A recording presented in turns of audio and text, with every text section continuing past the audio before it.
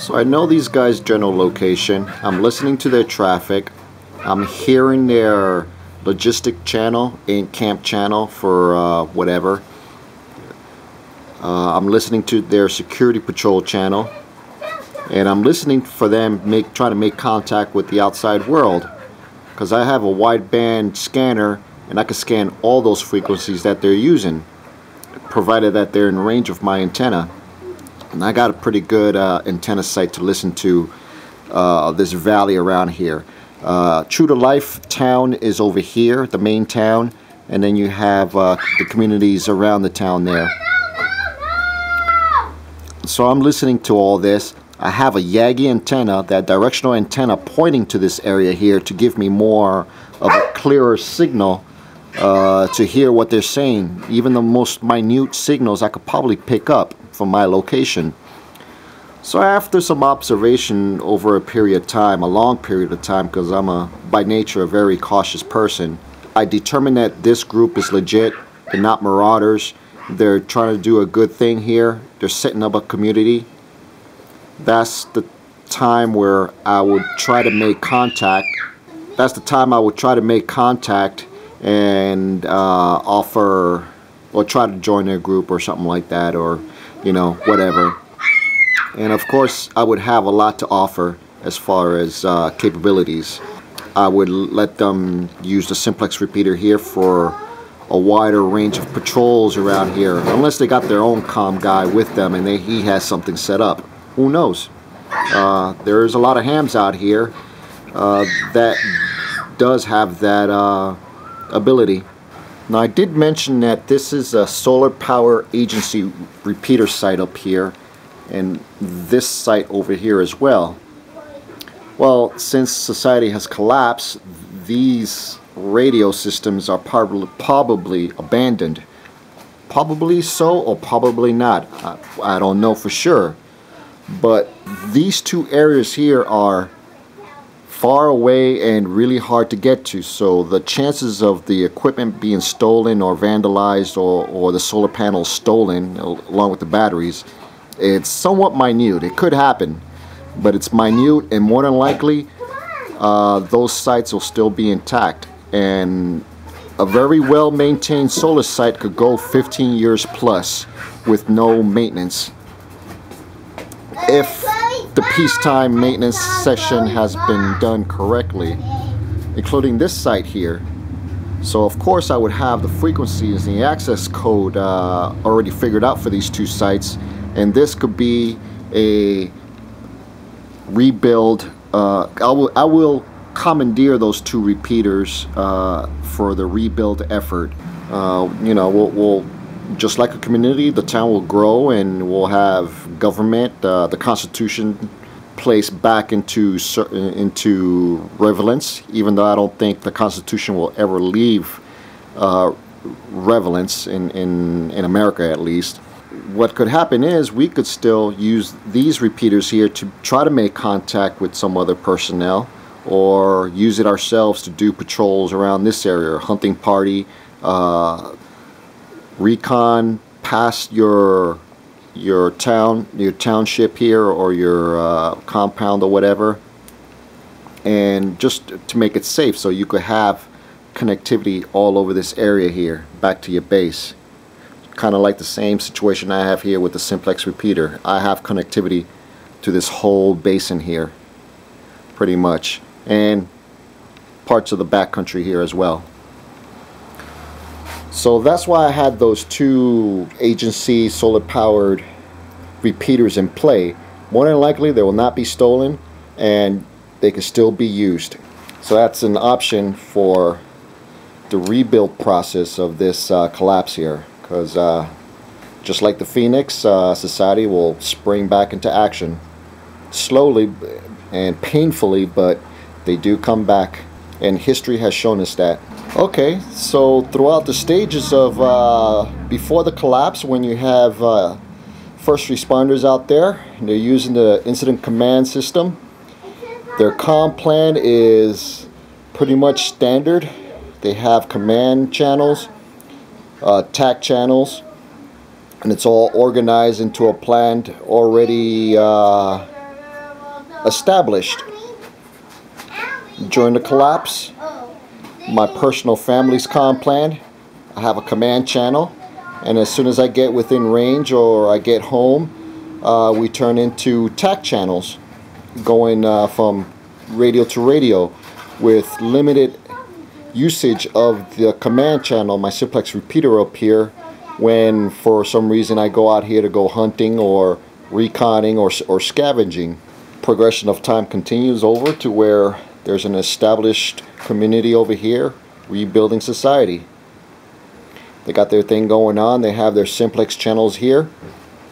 I come in to join, and I offer up my simplex repeater as a command channel to give us connectivity to all this area here, along with hopefully some of these solar sites here still in service.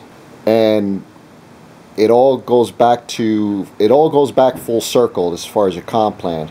You got the same plan: command channel, command channel, command channel, TAC channels, logistical channel, the ranges within this operating area here. But so far, my main focus is around our family here, and if there's a community around, fortifying and establishing agricultural trade, commerce, and all of that good stuff that builds a thriving community. But in a nutshell, from the communications aspect of things, it's all the same plan. The technology might change, the bands might change. You may be running full CB systems only because that's what you had during the time, or you could be highly advanced and use cell phones reprogrammed in such a way that you could use those as tactical HTs. And of course, hopefully you'll have your HF gear where you could make contact outside the geographical area to find out what's going on country or worldwide.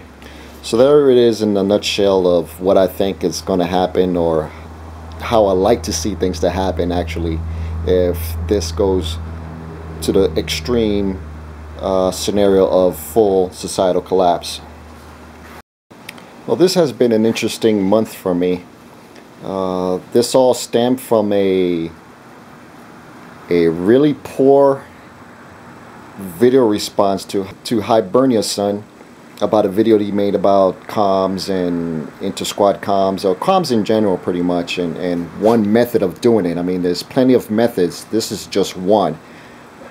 Personally for me, this is one that's proven in modern terms. Don't know what the military does anymore. I've been out of that game for quite a while, so their tactics has changed considerably, but the principles are still there, and those don't change. The basic principles does not change. You need command and control and tactical frequencies to do what you need to do out there effectively. Bottom line, the method you do it is customary to your situation, as it's customized to my scenario here, with forest land up here, mountainous God's country back here, and flat valley terrain down here. Trying to negotiate all this terrain here. And I mainly come from the perspective of disaster preparedness, because that's more than likely what I would face out here. And also riots where now, and it's been done already, where the authorities could shut down cell service, and then I'm pretty much left out in the open without cell service if I have to get in contact with my family. So that was a driving force to get me going on setting up my own sort of network for connectivity to get in contact with my family, because not knowing for me is the worst thing ever, and I'm sure it's pretty bad for them, my family that is. All this is pretty much a practical solutions of things that could happen now, and of course when things tip over, you can see how all this system could roll into the next phase of society, I guess, here when it collapses.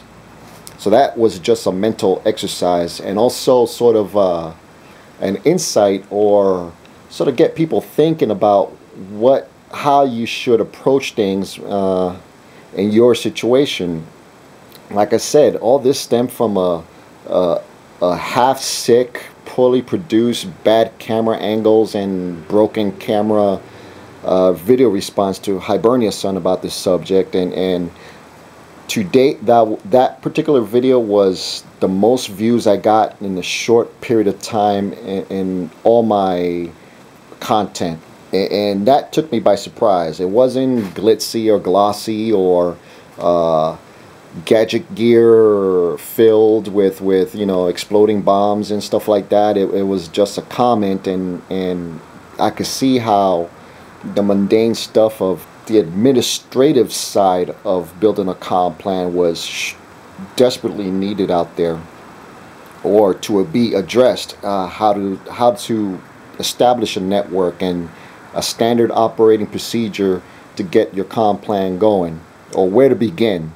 And all I could do in that situation is relay what I've seen out in the field with the first responders, and use myself an example of a working system that I'm using myself at this time. So I hope this little mini series here has been helpful, pointing you guys to the right direction, or please challenge me if this is BS to you, or something like that. You know, we need to hash this stuff out now while things are good, before any of this event here happens.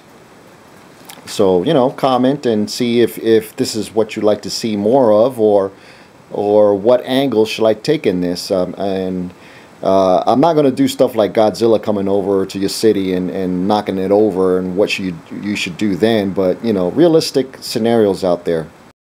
So with that, I'll leave it at that, and there'll surely be more to come. And Gorilla Comm going 10-10.